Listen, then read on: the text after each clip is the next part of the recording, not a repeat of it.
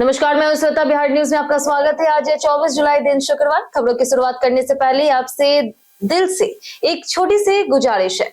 अगर आपने अभी तक हमारे चैनल को सब्सक्राइब नहीं किया है तो कृपया अभी कर लीजिए। आपका एक सब्सक्राइब हमारे लिए सिर्फ एक क्लिक नहीं बल्कि भरोसे और हौसले की सबसे बड़ी ताकत है। यही आपका साथ हमें हर दिन तेज, सटीक और भरोसेमंद खबरें आप तक सबसे पहले पहुंचाने की प्रेरणा देता है। तो आइए एक नजर डालते हैं आज की सुर्खियों पर। पटना मेट्रो को मिली बड़ी कामयाबी। राजवेंद्र नगर से मोइनुल हक स्टेडियम तक 681 मीटर लंबी अंडरग्राउंड टनल का निर्माण हुआ पूरा। दिसंबर 2026 तक कनेक्शन पूरा करने की तैयारी तेज।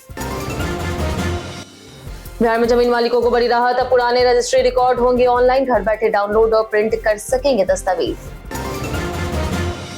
बिहार में फैंसी नंबर प्लेट का बढ़ा क्रेज। मालिकों ने पसंदीदा नंबर के लिए खर्च किए लाखों रुपए। परिवहन विभाग को मिला करोड़ों का राजस्व। बीएसईबी का बड़ा फैसला। ओएफएसएस से इंटर में नामांकित छात्रों का 200 आवेदन शुल्क होगा वापस। स्कूल कॉलेजों को 3 अगस्त तक बैंक डिटेल अपडेट करने का मिला निर्देश। बिहार में खास माल जमीन को लेकर के बड़ा फैसला। राज्य भर में होगा व्यापक सर्वेक्षण। सरकार तैयार करेगी भूमि की स्थिति और अतिक्रमण का नया डिजिटल डेटाबेस। बिहार संग्रहालय में इंटर्नशिप का सुनहरा अवसर। बीएफए, एमएफए और कॉमर्स मैनेजमेंट छात्रों के लिए आवेदन शुरू। चयनित युवाओं को मिलेगा मासिक स्टाइपेंड। हरारे में वैभव सूर्यवंशी की तूफानी 18 गेंदों में 8 शतक लगा करके तोड़ा सचिन तेंदुलकर का रिकॉर्ड। भारत ने जिम्बाब्वे को 7 विकेट से हराया।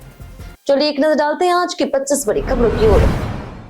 एमपीएससी ग्रुप सी भर्ती में बड़ा बदलाव। अब 5707 पदों पर होगी भर्ती। महाराष्ट्र लोक सेवा आयोग ने ग्रुप सी संयुक्त प्रारंभिक परीक्षा 2026 के तहत भर्ती में बड़ा बदलाव करते हुए ग्राम महसूल अधिकारी के 1539 पद जोड़ दिए हैं। पहले 2619 पद थे जो अब बढ़कर 5707 हो गए।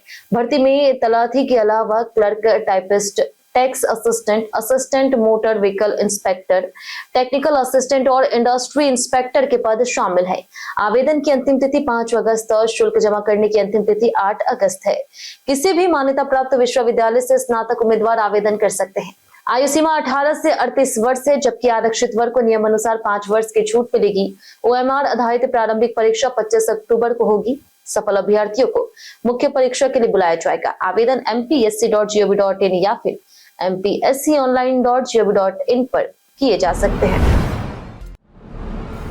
बिहार में जमीन रजिस्ट्री के पुराने रिकॉर्ड अब होंगे ऑनलाइन। बिहार में जमीन मालिकों को जल्द बड़ी राहत मिलने वाली है। निबंधन विभाग जमीन रजिस्ट्री के पुराने रिकॉर्ड डिजिटल कर रहा है।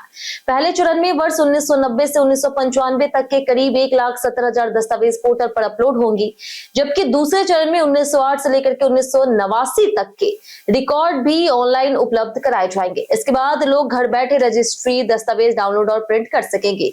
अभी दस्तावेज लेने के लिए निबंधन कार्यालय में आवेदन और 100 रुपए शुल्क देना पड़ता है। विभाग ने स्कैनिंग पूरी कर ली है। रिकॉर्ड का सत्यापन जारी है। डिजिटल दस्तावेज सभी जरूरी कार्यों में मान्य होंगे। पटना मेट्रो की 681 मीटर अंडरग्राउंड टनल बनकर हुई तैयार। पटना मेट्रो परियोजना ने बड़ी उपलब्धि हासिल की है। राजवेंद्र नगर टर्मिनल से मोइनुल हक स्टेडियम तक 681 मीटर लंबी अंडरग्राउंड टनल का निर्माण पूरा हो गया है। अब इस सेक्शन में ट्रैक बिछाने, सिग्नलिंग, विद्युत व्यवस्था और अन्य तकनीकी कार्य शुरू किए जाएंगे।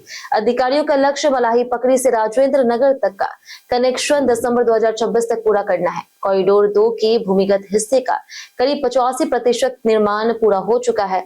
वहीं खेमनीचक, मीठापुर और दानापुर पाटलिपुत्र कॉरिडोर पर भी तेजी से काम जारी है। परियोजना पूरी होने पर राजधानी में ट्रैफिक कम होगा और यात्रियों को तेज, सुरक्षित और आधुनिक परिवहन सुविधा मिलेगी।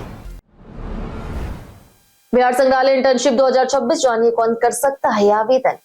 बिहार संग्रहालय ने मुख्यमंत्री प्रतिज्ञा योजना के तहत युवाओं के लिए इंटर्नशिप 2026 की घोषणा की है। इस कार्यक्रम में इंटरमीडिया असिस्टेंट और डेटा मैनेजमेंट और MIS रिपोर्टिंग के कुल 4 पदों पर चयन होगा। इंटरमीडिया असिस्टेंट के लिए फाइन आर्ट्स में BFA या फिर MFA डिग्रीधारी आवेदन कर सकते हैं, जबकि डेटा मैनेजमेंट और MIS रिपोर्टिंग के लिए कॉमर्स या फिर मैनेजमेंट के छात्र पात्र हैं। चयनित उम्मीदवारों को 3 महीने का 6000 प्रतिमाह स्टाइपेंड मिलेगा। पटना से बाहर के अभ्यर्थियों को 2000 अतिरिक्त भत्ता भी दिया जाएगा। आवेदन ऑनलाइन cmpratigya.bihar.gov.in पर किए जा सकते हैं। BSEB का बड़ा आदेश, OFSS छात्रों का 200 रुपए शुल्क होगा वापस। बिहार विद्यालय परीक्षा समिति ने OFSS से जुड़े विद्यालयों और महाविद्यालयों के प्राचार्यों के लिए महत्वपूर्ण सूचना जारी की। इंटर कक्षा में OFSS के माध्यम से नामांकित विद्यार्थियों से प्राप्त 200 आवेदन शुल्क वापस करने के लिए संस्थानों को अपना बैंक विवरण OFSS पोर्टल पर अपडेट और सत्यापित करना अनिवार्य है। बैंक विवरण अपडेट करने की प्रक्रिया 23 जुलाई से 3 अगस्त तक पूरी करनी होगी। इसमें खाता धारक का नाम, पता, खाता संख्या, बैंक नाम, IFSC कोड और शाखा की जानकारी देनी होगी। प्राचार्य OFSS पोर्टल पर लॉगिन कर OTP सत्यापन के बाद बैंक लिंक अपडेट कर सकते हैं। गन्ना बीज विकास योजना में 22 अगस्त तक करें ऑनलाइन आवेदन। बिहार गन्ना उद्योग विभाग ने गन्ना बीज विकास योजना के लिए ऑनलाइन पोर्टल खोल दिए हैं। किसान 22 अगस्त तक आवेदन कर अनुदान का लाभ ले सकते हैं।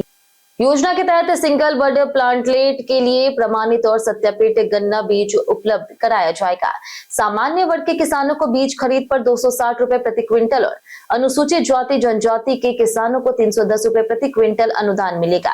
योजना का उद्देश्य गुणवत्तापूर्ण बीज उपलब्ध कराना, खेती की लागत कम करना, किसानों को प्रोत्साहित करना तथा गन्ना उत्पादन और उत्पादकता में वृद्धि सुनिश्चित करना है। बिहार में पसंदीदा नंबर प्लेट के लिए लोग खर्च कर रहे लाखों रुपए। बिहार में फैंसी नंबर प्लेट का क्रेज लगातार बढ़ता जा रहा। वर्ष 2021 से 2026 तक 37,000 से अधिक वाहन मालिकों ने अपनी पसंद के नंबर प्लेट लिए, जिससे परिवहन विभाग को करोड़ों रुपए का राजस्व मिला। पटना, गया, मुजफ्फरपुर और रोहतास में इसका सबसे अधिक चलन है। 2025 में 8,936 और 2026 में अब तक 6,500 से अधिक वाहनों पर फैंसी नंबर प्लेट जारी हो चुके हैं। परिवहन सचिव राजकुमार ने कहा कि लोग इसे अपनी पहचान और स्टेटस से जोड़ रहे हैं। फैंसी नंबर ई नीलामी के जरिए दिए जाते हैं। 0001 जैसे प्रीमियम नंबर के लिए निजी वाहनों पर 1 लाख रुपए तक शुल्क निर्धारित है। बिहार में खास महाल जमीन का होगा राज्यव्यापी बड़ा सर्वेक्षण। बिहार सरकार ने राज्य के सभी खास महाल भूमि का व्यापक सर्वेक्षण कराने का फैसला किया। राजस्व और भूमि सुधार मंत्री डॉक्टर दिलीप कुमार जायसवाल ने अधिकारियों को सभी जिलों से खास महाल भूमि का विस्तृत विवरण मंगाने का निर्देश दिया। इसमें भूमि की वर्तमान स्थिति, उपयोग, अतिक्रमण और लंबित न्यायालयी मामलों की जानकारी शामिल होगी। जिलों से प्राप्त आंकड़ों के आधार पर राज्य स्तर पर एकीकृत और अद्यतन डाटाबेस तैयार किया जाएगा। सर्वेक्षण की नीलामी के लिए 5 सदस्यीय समिति गठित होगी। मंत्री ने कहा कि खास महाल भूमि को फ्री होल्ड करने की दिशा में भी सरकार प्रयासरत है, ताकि भूमि प्रबंधन अधिक पारदर्शी और प्रभावी बनाया जा सके। 18 गेंदों पर अर्धशतक लगा करके वैभव ने रचा इतिहास। सूर्यवंशी ने जिम्बाब्वे के खिलाफ हरारे में तूफानी अर्धशतक लगा करके इतिहास रच दिया। उन्होंने सिर्फ 18 गेंदों में 50 पूरी की और इंटरनेशनल क्रिकेट में सबसे कम उम्र में अर्धशतक लगाने वाले बल्लेबाज बन गए। इस उपलब्धि के साथ उन्होंने महान बल्लेबाज सचिन तेंदुलकर का रिकॉर्ड तोड़ दिया। शुरुआती 3 इंटरनेशनल मैचों में असफल रहने के बाद बिहार के वैभव ने शानदार वापसी की और जिम्बाब्वे के गेंदबाजों की जमकर धुनाई की। उनकी इस तेज तर्रार पारी ने न सिर्फ वर्ल्ड रिकॉर्ड बनाया, बल्कि T20 क्रिकेट के इतिहास में भी नया अध्याय जोड़ दिया है। इसी के साथ हरारे में खेले गए पहले T20 मुकाबले में भारत ने 124 रनों का लक्ष्य 7 विकेट से रहते हासिल कर जिम्बाब्वे को 7 विकेट से मात दी है। भरत भूषण एनकाउंटर पर हाईकोर्ट सख्त। पटना हाईकोर्ट ने भरत भूषण तिवारी एनकाउंटर मामले में बिहार सरकार को 3 सप्ताह के भीतर जवाबी हल्फनामा दाखिल करने का निर्देश दिया है। न्यायमूर्ति अरुण कुमार झा की एकलपीठ ने मामले से जुड़े महत्वपूर्ण इलेक्ट्रॉनिक साक्ष्य, विशेष करके सीसीटीवी फुटेज और मोबाइल डेटा सुरक्षित रखने का आदेश भी दिया। भरत भूषण तिवारी की मां आशा देवी ने याचिका दायर कर इसे फर्जी पुलिस मुठभेड़ बताते हुए सीबीआई या फिर कोर्ट की निगरानी में एसआईटी से निष्पक्ष जांच की मांग की है। याचिका में पुलिस कर्मियों पर एफआईआर दर्ज करने की भी मांग की गई। मामले की अगली सुनवाई 28 अगस्त 2026 को होगी। मुंगेर में 25 जुलाई को लगेगा जॉब कैंप। बिहार के मुंगेर में जिला नियोजनालय द्वारा 25 जुलाई को जॉब कैंप आयोजित किए जाएंगे। यह कैंप संयुक्त श्रम भवन, सरकारी आईटीआई परिसर, बेलन बाजार में सुबह 10 बजे से शाम 3 बजे तक चलेगा। Vision India service private limited NAPS और ट्रेनी के 100 पदों पर भर्ती करेगी। 10वीं, 12वीं और आईटीआई पास 18 से 28 वर्ष आयु वाले अभ्यर्थी आवेदन कर सकते हैं। चयनित उम्मीदवारों को 15,000 से 19,000 रुपए प्रति माह वेतन मिलेगा और नियुक्ति नोएडा और गोवा में होगी। भाग लेने के लिए एनसीएस पोर्टल पर पंजीकरण तथा आवश्यक दस्तावेज साथ लाना अनिवार्य है। बिहार के ककोलत वाटरफॉल घूमना हुआ सस्ता, एंट्री फीस मात्र 20 रुपए। बिहार के प्रसिद्ध ककोलत वाटरफॉल में पर्यटकों को राहत देते हुए एंट्री फीस घटा करके 20 रुपए कर दी गई है। सोमवार से शुक्रवार तक अब प्रति व्यक्ति 20 रुपए प्रवेश शुल्क लिया जाएगा, जबकि शनिवार और रविवार को शुल्क 50 रुपए होगा। हालांकि फीस कम होने के बावजूद पर्यटकों की संख्या में अभी खास बढ़ोतरी नहीं हुई। स्थानीय दुकानदारों का मानना है कि लोगों को नई दरों की जानकारी अभी नहीं है, इसलिए भीड़ कम है। उनका कहना है कि प्रचार प्रसार बढ़ने के बाद पर्यटकों की संख्या बढ़ सकती है। गौरतलब है कि ककोलत वाटरफॉल प्रत्येक मंगलवार को बंद रहता है। बिहार में गंगा किनारे हटेगा अतिक्रमण, सुप्रीम कोर्ट ने दिए निर्देश। सुप्रीम कोर्ट ने बिहार सरकार को गंगा नदी किनारे अतिक्रमण हटाने का सख्त निर्देश दिया। अदालत ने पटना के नौजर घाट से नूरपुर घाट तक के सभी अवैध निर्माण और कब्जे 6 सप्ताह के भीतर हटाने का आदेश दिया। कोर्ट ने कहा कि किसी भी अन्य अदालत के अंतरिम आदेश के बावजूद कार्रवाई जारी रखनी होगी। बिहार सरकार को तय समय में कार्रवाई पूरी कर शपथ पत्र के साथ रिपोर्ट सौंपनी होगी। इससे पहले दीघा घाट से नौजर घाट तक 213 अतिक्रमणों में सिर्फ 58 हटाए गए थे। सुप्रीम कोर्ट ने लापरवाही पर सख्त कार्रवाई की चेतावनी दी। नीट पेपर लीक प्रदर्शन में शामिल 117 संदिग्धों पर शिकंजा। नीट पेपर लीक मामले को लेकर के पटना में 22 जुलाई को हुए हिंसक प्रदर्शन के बाद बिहार पुलिस ने कार्रवाई तेज कर दी है। पुलिस ने सीसीटीवी और वीडियो फुटेज के आधार पर 117 संदिग्धों की तस्वीरें जारी की। इनकी पहचान और गिरफ्तारी के लिए विशेष टीमें गठित की गई है। पुलिस ने सभी थानों को फोटो के आधार पर कार्रवाई के निर्देश दिए। प्रदर्शन के दौरान सरकारी संपत्ति को नुकसान, पथराव और कानून व्यवस्था बिगाड़ने के आरोप है। वहीं 23 जुलाई को दरभंगा, बेगूसराय, कटिहार समेत कई जिलों में प्रदर्शन हुए, जहां पुलिस ने लाठीचार्ज किया और कई लोगों को हिरासत में लिया। बिहार सरकार ने 2 वरिष्ठ आईएएस अधिकारियों को सौंपी नई जिम्मेदारी। बिहार सरकार के सामान्य प्रशासन विभाग ने विभागीय जांच मामलों के त्वरित निष्पादन के लिए 2 वरिष्ठ आईएएस अधिकारियों को जांच आयुक्त का अतिरिक्त प्रभार सौंपा है। 2006 बैच के आईएएस संदीप कुमार आर पुडलकट्टी, जो नगर विकास और आवास विभाग के सचिव हैं।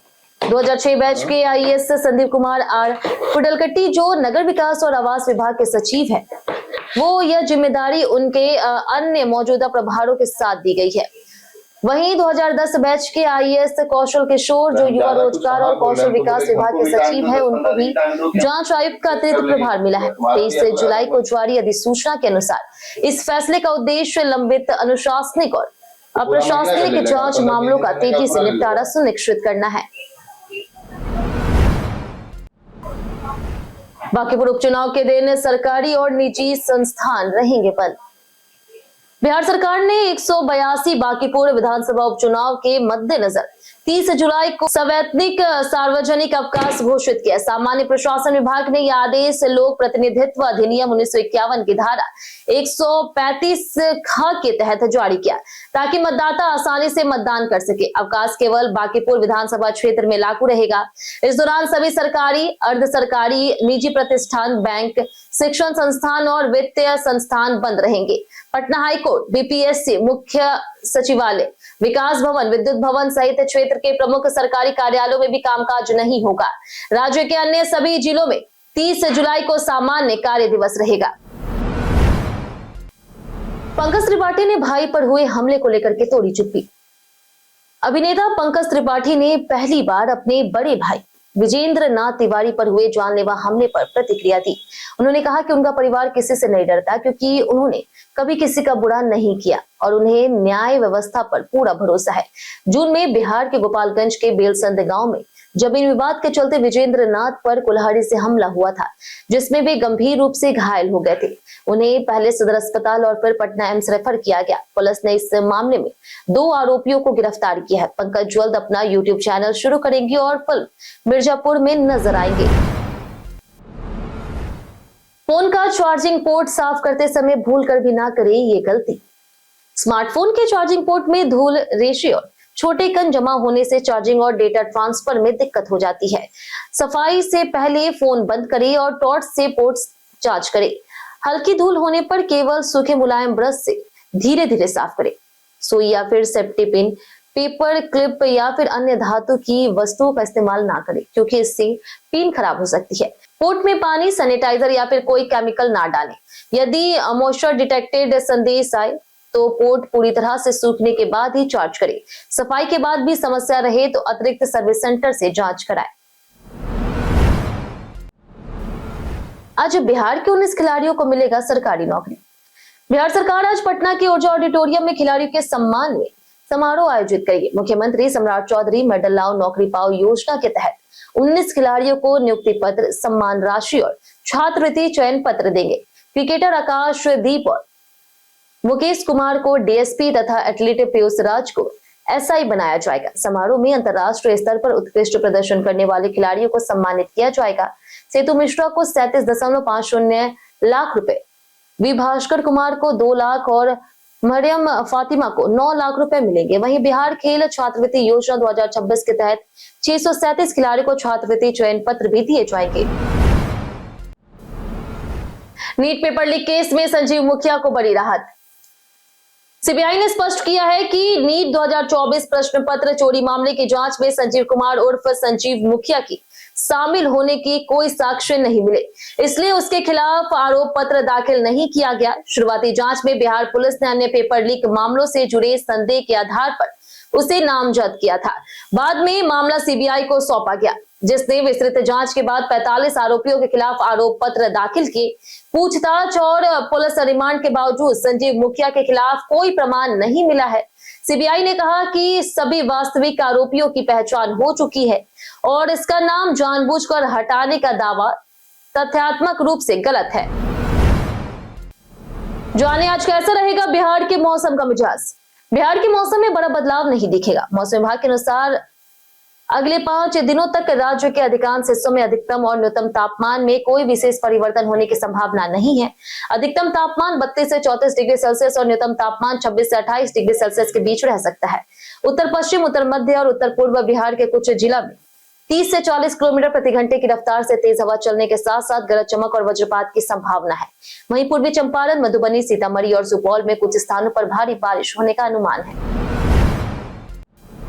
बिहार में भ्रष्टाचार का बड़ा खुलासा। चपरासी के पास मिली अकूट संपत्ति। बिहार के भोजपुर जिले में निगरानी अन्वेषण ब्यूरो ने गढ़हनी प्रखंड के प्रथम वर्गीय पशु चिकित्सालय में कार्यरत चतुर्थ वर्गीय कर्मचारी शिवानंद कुमार सिंह के ठिकानों पर छापेमारी की। जांच में उनकी वैध आय से 253.8% अधिक, करीब 1 करोड़ 6 लाख रुपए की अवैध संपत्ति मिलने का खुलासा हुआ। आरोपी और उनकी पत्नी के नाम पर 34 अचल संपत्तियां, महिंद्रा थार समेत 3 वाहन और कई बैंक खातों के दस्तावेज मिले।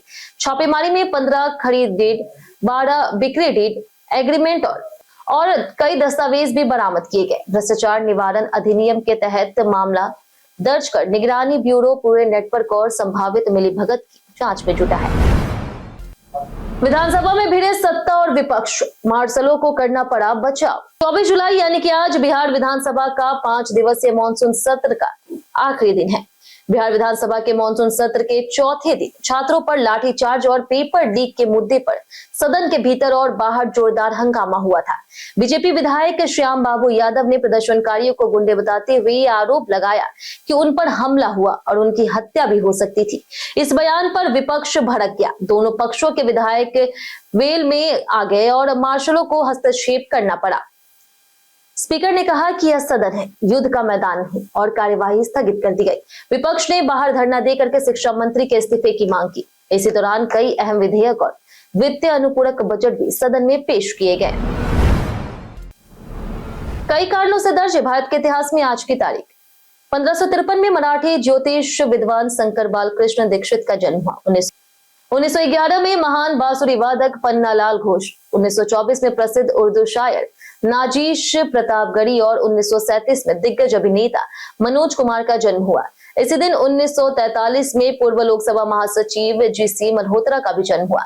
1980 में अभिनेता उत्तम कुमार, 2017 में इसरो के पूर्व अध्यक्ष उद्यपी रामचंद्र राव और वैज्ञानिक यशपाल, जबकि 2020 में प्रसिद्ध नृत्यांगना और कोरियोग्राफर अमला शंकर का निधन हुआ।